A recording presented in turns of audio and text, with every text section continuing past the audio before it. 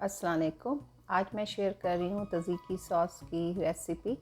उसको बनाने के लिए जो हमें चीज़ें चाहिए, उसके लिए हमें ग्रीक योगर्ट मस्ट चाहिए, सॉल्ट चाहिए, हमें fresh lemon, English cucumber, dill यानी सोया, mince of garlic, black pepper, ये सारी चीज़ें हमें चाहिए होंगी। सबसे पहले हम कुकुम्बर को पील करके उसको हम ग्रेट करेंगे और 1 पिंच उसमें हम सॉल्ट डाल के 5 मिनट के लिए रख देंगे।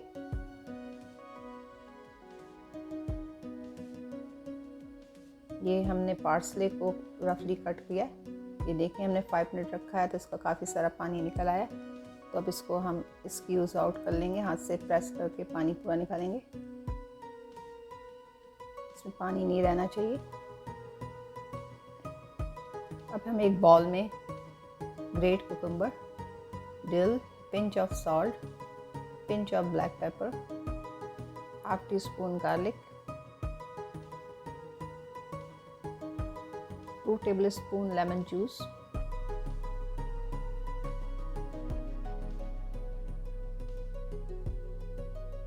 To cup Greek yoghurt. बस हमने अब इसको अच्छे से मिक्स करना है।